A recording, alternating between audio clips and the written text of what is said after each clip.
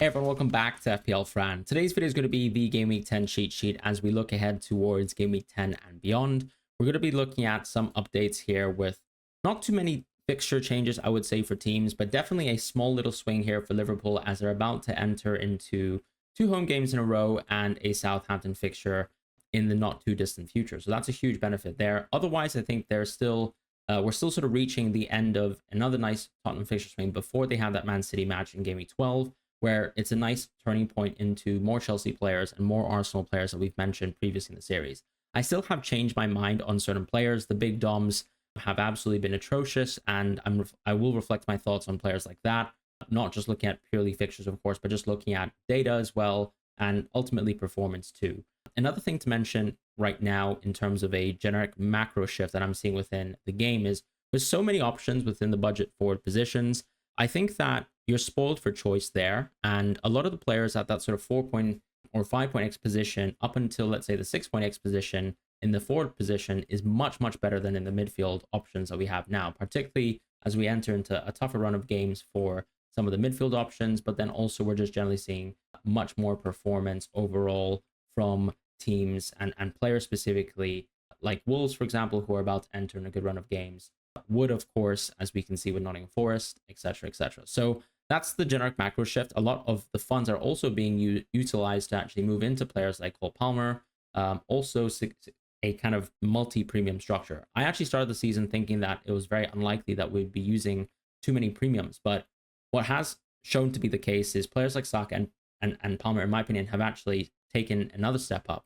And when we look at, let's say, the NPXG for certain players, and we also look at some of the goals and assists per players, I think that the production of these players has actually gone up, and arguably FPL's pricing on these players might still be a little bit soft. So that is something that I think has been extremely interesting, and I think that that trend is reflected by a lot of people's moves this game week, where a lot of people are thinking about at least a sort of 3-mium or even considering a 4-mium, as I've seen around the board on places like Twitter. Now, jumping into the series, as I said, we do tend to look at minutes and stats. Dibbling and Rodgers are 2 players who are now suffering, in my opinion, due to the fatigue that they're dealing with. Dibbling is a much younger player, so he's clearly not used to, I suppose, the demand of Premier League minutes and Premier League matches as well. We also know that he got rested for the U21s. It's clear that he is still, I think, coping with the sort of demands of the Premier League. As far as someone like Rodgers, he has to be dealing with Champions League and full-on 90 minutes across 2 major competitions, and so that's obviously a gigantic impact as well that we can see so far that has impacted his minutes finally within the last week. Because previously, I think a lot of people were contextualizing Rodgers' minutes and them potentially being a little bit poor simply because of the knock that he suffered in a previous match. But with the most recent change, we did actually listen to Unai Emery's press conference and actually gather that ultimately there's a couple of players with McGinn coming back, allowing for rotation, but then also clearly some players are having to deal with the demands of, playing multiple competitions, and Rodgers is definitely feeling it. As far as McNeil, he suffered a knock, but I think the main impact and reflection of why he's dropped, despite Everton's fixtures being good, is I still really not that confident in this Everton offense, but more specifically actually in ultimately whether there's that much value in someone like McNeil over the forwards once again, as I mentioned. As far as, let's say, Semenyo, he's actually on 4 yellow cards, so that's quite a big negative. Otherwise, the fixture run is very smooth after this game week 10 fixture, so he's going to be a really good pick for the time to come. For Smith Rowe, I still think that the fixtures are a little bit middling for Fulham, so good in the short term, still a tough run of fixtures in the not too distant future, so he's still a bit more of a rotation piece as opposed to someone that I think can out and out play the next 8 fixtures in a row. As far as Adama, we're starting to see more stripped down minutes from him, and that's going to have an impact on him for sure, and that's why he also drops within the cheat sheet. I also think that when we compare to, let's say, some of the other players who are struggling for minutes in terms of Rodgers and Dibbling, he's arguably less important to the team at times because it is a bit more of a tactical preference to use Adama as opposed to, let's say, Dibbling and Rodgers, who are clearly central players to their team as long as they're fully fit, if that can make sense. In the 6-1X tier, what I've reflected is Savinho and Eze, and in my opinion, where they also sit within the cheat sheet, because ultimately, I've mentioned that a lot of the midfield assets in that sort of 4.x price range aren't players that I'm necessarily interested in right now. Part of this is because, as I said, fixtures aren't so good for them. The forwards are outperforming, but In Savinho and Eze, you still have players that right now, I think in the short term, at least for Savinho, will have really, really good minutes because of the Grealish and Doku injuries. And despite, let's say, someone like Mateus Nunes playing left wing for the last 2 games for the Sparta Prague game and the Southampton game, and also generally performing really, really well, I think Savinho has locked down that right wing position still, and more than likely is going to be first choice left wing over Nunes, in my opinion, because he's also been playing quite well. As far as Eze, yes, the performance and the output has been really, really poor this season. So when you compare across to a lot of the other midfielders, it's not like the actual production so far has been good. However, I still think that the underlying stats are justifiably good. One thing to mention as well when you contextualize against some of his peers is that his minutes are always going to be better than them, and he still is a penalty taker, maybe for around 30-40% of the time for Crystal Palace, depending on Mateta's minutes that actually seem to be on the way up, based on as well Crystal Palace actually playing him. One thing that I've been confused by over the course of the season is, first of all, the Nketiah buy and the insistence on playing Nketiah for so many minutes. What I do actually like about Mateta is I think he is actually part of clearly Crystal Palace's best team. And we've seen Glasner revert back to playing Mateta and then also dropping someone like Nketiah. So I do think that that's probably their best formation. It's not like they actually racked up a ton of chances versus Tottenham. They still only racked up 1 XG, but that's still a competent opponent. As we've mentioned this season, Tottenham have actually turned out to be a relatively decent defense, despite only getting 2 clean sheets. However, as I said, with Eze, I think bar the fixture on Game Week 12, for the most part, his fixtures are above average. And I still think that with his minutes, he's still a very valuable pick. And when I look at, for example, market odds or even models, they still seem to be very confident in Eze, whereas other players and their baselines have dropped. So that shows the general confidence in Eze and his ability to produce over this run of games, and generally speaking, compared to sort of peers in this sort of price point. Johnson, Kulusevski still remain at the top, and I think this is more a symptom of me actually liking these assets, and they're still producing underlying stats compared to, let's say, their peers in Solanke or someone like Madison, who's actually not playing enough minutes.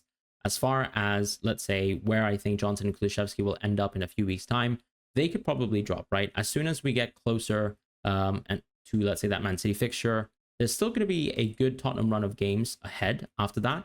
But with more players coming back, despite, let's say, the Odobert injury actually proving to be pretty poor, what I'm thinking about is, let's say, more rotation from players like Mikey Moore, Son coming back into the team and taking more minutes, and then Werner obviously filling the gaps with Richarlison too, another sort of substitute that Tottenham can use in the future that can all have an impact on someone like Johnson's minutes going forward. Kulusevski clearly has had really good minutes so far, but he's not exactly, for example, the most productive player when it comes to, let's say, the underlying stats. He's clearly very useful for the team and an essential player in that sense, but it's not necessarily the same for FPL.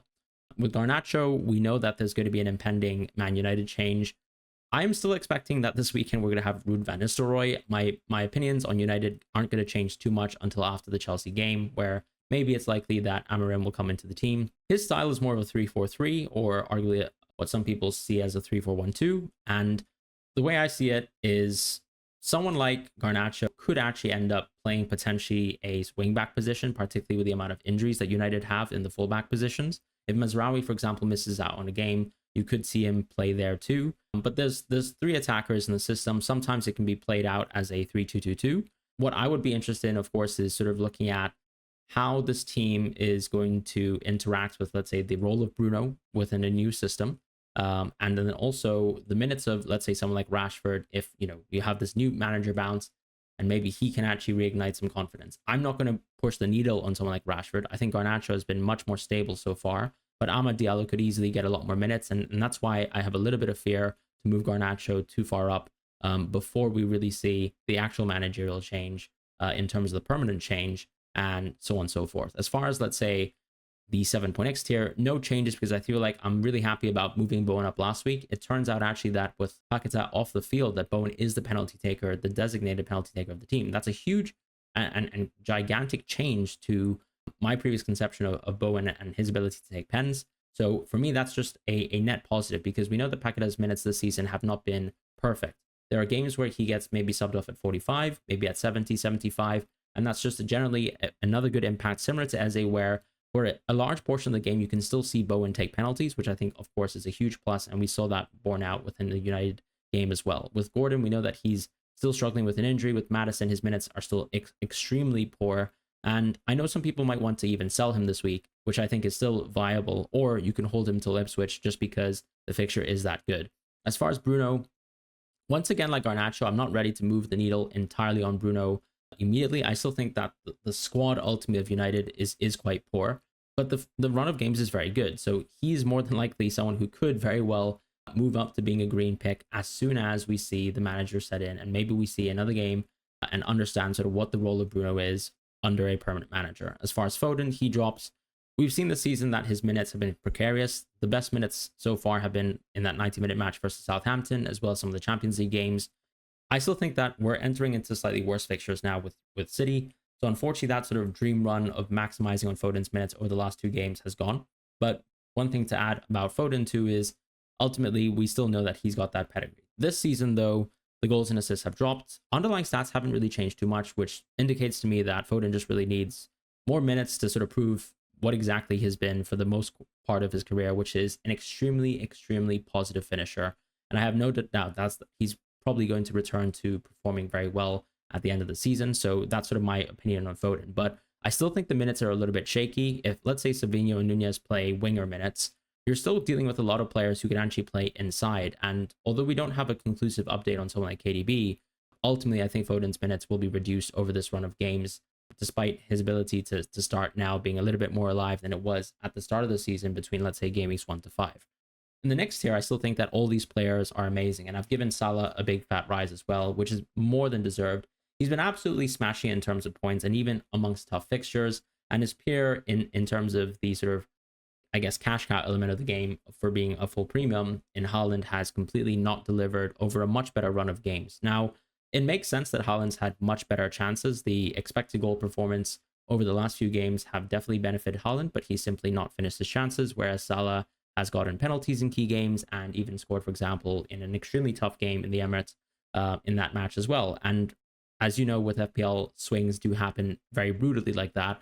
But now Salah has, once again, another very clean run of games, a run of games that I think compares much better than Haaland's over the next 3. And as I've mentioned within my transfer plans, he is generally on sort of on the cards for me as someone who's going to be a 2 free transfer in place of Haaland. And that's sort of how I feel. A lot of people will still be very intrigued in keeping, let's say, a mix of Haaland plus Palmer plus Salah. I think that's totally fine. I'm someone who also owns Son, and I'm cautiously optimistic that he might be fine. The news that we actually got from someone like Son, from Paul O'Keefe, was actually that he's more than likely going to be able to play in the Aston Villa game. However, Ange was a little bit more cautious in his press conference and just simply said that Son wasn't ready for the Man City fixture versus it, or rather within the EFL Cup. So that is something to monitor. And the beauty of Ange in the Premier League is that he will give us probably a truthful update, just like he did last weekend. So I think the easy thing for Son owners is to just monitor the situation, look for transfers out. Someone like Bruno or Eze could actually be there, particularly if you want to, let's say, upgrade maybe in the forward position. But given the way that we're sort of trending in terms of moving transfers, I think Son could even be, let's say, a 2 free transfer towards someone like Salah if you want to sort of trust in his minutes and back him instead. At the same time, you could also be looking at even going for someone like Saka or even Palmer, even though the fixtures for the next 2 aren't absolutely perfect for those 2 assets. It's just simply a case of if Son is completely injured or, let's say, is unlikely to play good minutes versus Ipswich at home, there's no reason to really hold on to Son, given that game week 12 versus Man City is just around the corner as well. As far as the forward position, moving over to that, one thing that I'll say about the forward position is that I still think that a lot of the players that I have marked yellow and dropped into yellow are arguably maybe even better than some of the midfielders. However, there's only 3 forward spots in FPL, so that's why I'm also sort of giving more credence to players like Jimenez and Wisa within this list in the 5.x tier, and that's why Wisa has gotten such a big increase. I was previously last week a little bit concerned about Wisa and his, state of fitness. He played 90 minutes, which is absolutely insane to me, and so that was clearly a very poor call. I also made a poor call on Welbeck too. We knew from the press conference last week that actually it was a little bit more likely that Welbeck could play because the injury that he seemingly suffered within the match before that was actually just sort of nerve pain. And as long as he sort of felt comfortable enough to play, it was more likely that he did play in the previous match versus Wolves, and he did, and he scored. So Welbeck is someone who clearly is a very, very good pick right now in FPL, but I still think the fixtures in the immediate future are really, really poor for Brighton. So with someone like Welbeck, I am just purely dropping him due to fixtures, but I still see him as an absolutely top tier pick. With Strand Larson and Vardy and even Delap, Part of the drop is because the Ipswich fixtures are getting much worse. Strand Larson doesn't really deserve a drop, but I think it's just, once again, a question of, if you were to spend money on FPL assets and to choose some of the 5.Xs, would I pick Jimenez and Wisa over him? Absolutely, I would. I just think that Wisa in this Brentford team that are so attacking this season and so poor on defense and clearly sacrificing one for the other, that Wisa is just that much better when you look at some of the underlying stats, as well as the production, compared to, let's say, players like Strand Larson, Delap, and Vardy have really poor underlying stats, but at least Vardy has penalties. Delap seems to be an incredible finisher and also a penalty taker. So that's why Strand Larson still drops, because I think I'm just trying to contextualize the list a little bit better for most managers. Jimenez is about to enter a sort of topsy-turvy run of games, like I mentioned, with the Fulham midfielders, but with more than likely penalties, with Andreas missing the last one, I just think he's a very, very good pick right now. And that's why I still hold Jimenez really highly, because the last 2 games we've actually seen more minutes for him and less minutes from Muniz, which gives me much more confidence as to sort of where he's at within the squad. And also the next 3 within the short term are just very, very strong. As far as Evan Nilsson, he drops mostly because of the latest benching. He did score in that game, so maybe his minutes will sort of return to normal. But of course, if he's not on penalties, which we found out with, let's say, Kluivert coming onto the field, and Kluivert is a bit more of a substitute for Bournemouth right now, but that's going to have an impact on sort of penalty share, I suppose, for the course of the game. And even though Bournemouth are entering into a better round of games, you don't really want someone with precarious minutes when we have such good forwards on the table for us. Wood and Cunha, for me, are still absolutely top tier. In the 6.X tier, I've only dropped Calvert-Lewin and added Højlund. Not that interested in Højlund, even with a new manager, I would say. I'd still be probably looking at the midfielders and the defenders still right now. But Calvert-Lewin definitely deserves a drop for me. The underlying stats have been good, and a lot of people will probably mention that it's similar to, let's say, the likes of Cunha or Wood so far. But Cunha, I would contextualize that he's actually had really poor fixtures. So the fact that Cunha has actually got such good stats for such a poor run of games just tells me that he's just an elite pick going forwards. And Wood just has been absolutely unstoppable, extremely clinical, which is something that we know that Calvert-Lewin isn't. I've talked about this almost every week, but it is getting a little bit sickening as well to watch Calvert-Lewin sort of underperform in these games, and you kind of have to just call it like you see it. In the next tier, we have a similar situation with Jackson and Solanke, where Chelsea do have the next 2 fixtures really poor compared to, let's say, what Solanke's fixtures are, mostly because Ipswich at home is so crucial.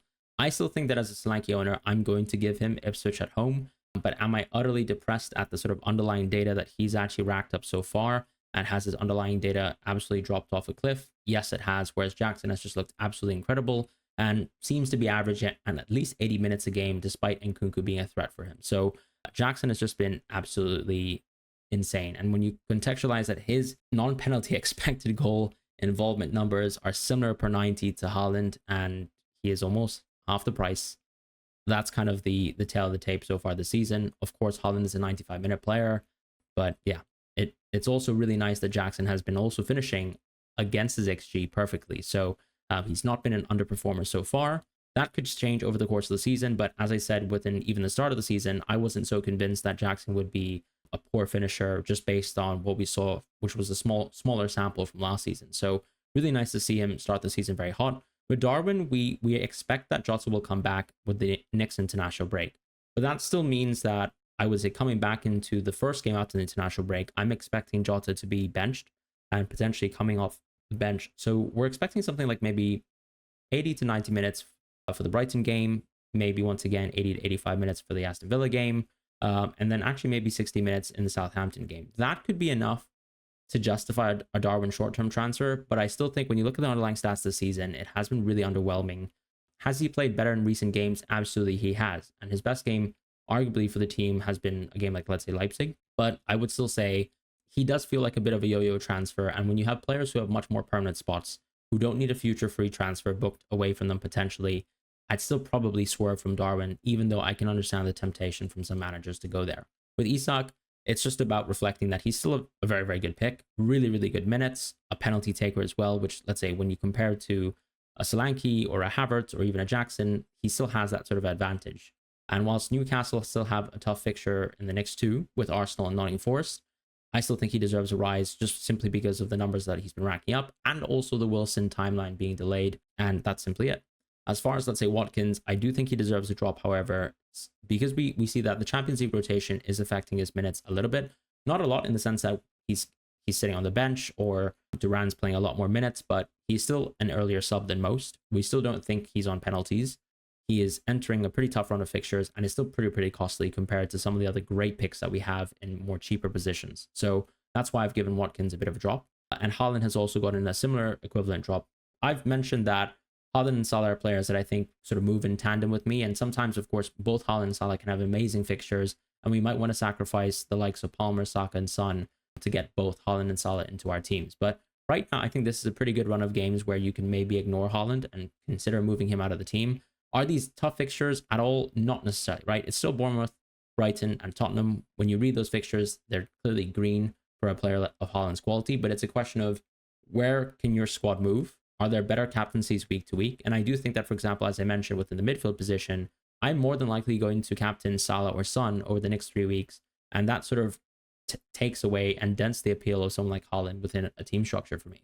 So that's why Haaland drops. Within the defensive position, moving over there are not too many changes. I'm just reflecting that within the budget cheap tier where you just want to be saving a 4th or 5th defender, Anderson, it gets to be added back with the suspension over. With someone like Guehi, he gets a rise because Crystal Palace have just generally looked a lot better with Lacroix and also Chalobah actually fitting into the side. That back three now looks really solid, and that clean sheet was quite deserved, I would say, versus Tottenham, who were absolutely toothless in that game. Was that more of Crystal Palace playing really good defense or Tottenham looking like an absolutely awful team? I'd probably say the latter, but I'm still a little bit more confident now in this defense when you're not playing, let's say, someone like Klein week to week, and I do think that I can expect a little bit more from the Crystal Palace defense as we have over the last 2 seasons.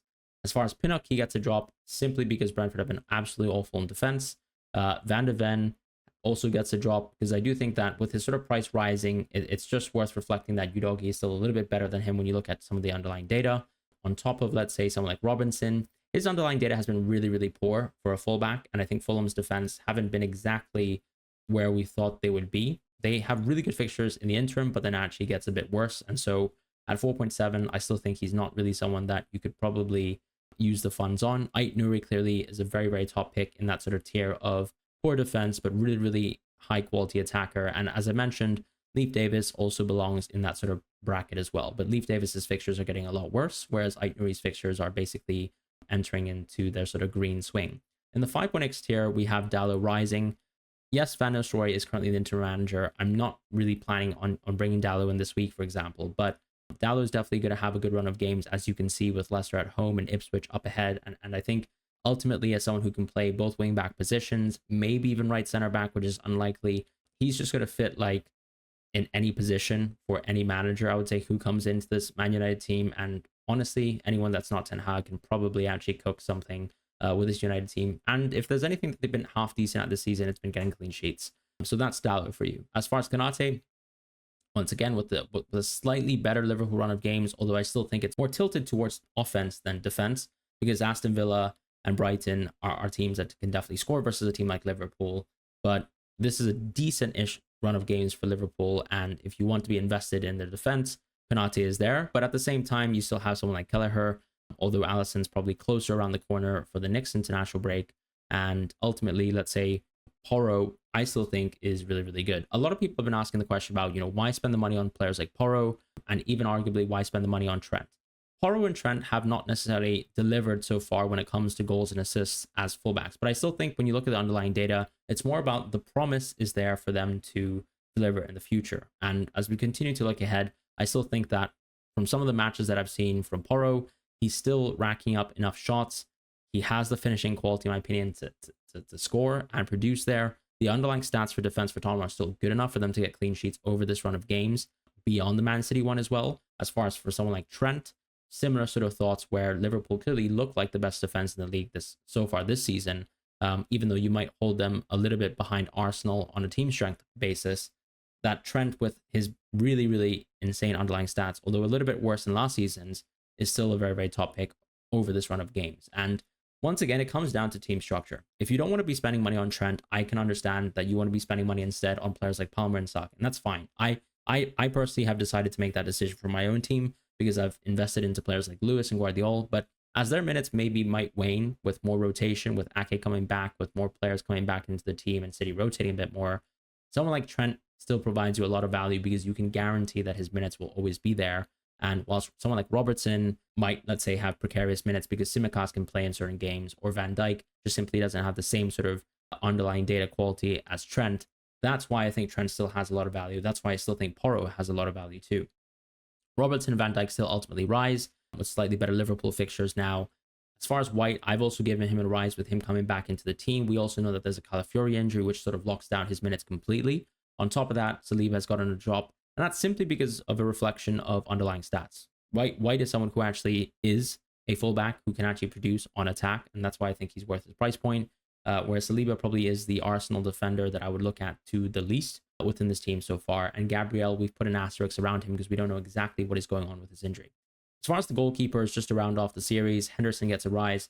Part of what I mentioned with the Crystal Palace defense and sort of, them sort of moving into a solidified back three that's actually very, very strong looking.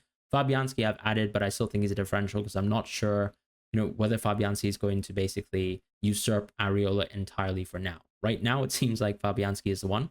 And maybe in a few weeks' time, once he's started 2-3 games in a row, we can revisit him in the next international break or after that and put Fabianski in our teams and probably say goodbye to someone like Flecken, who's been absolutely disappointing. But that's that. That's an interesting macro change within the goalkeeping position. With Emi Martinez, it's another reflection of how good this Aston Villa team have been so far on defense.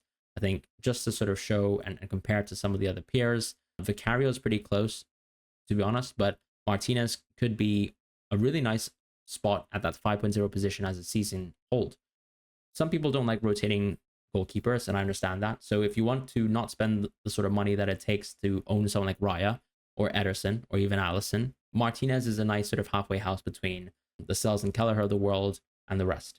I also think that if I was to, let's say, choose between him and Pickford, I have a lot more confidence in Aston Villa defense so far than, let's say, Everton defense. And that's sort of where I'm going to close out with this week's cheat sheet. So thank you guys so much for watching. Hope you guys have a wonderful week ahead. Take care and goodbye.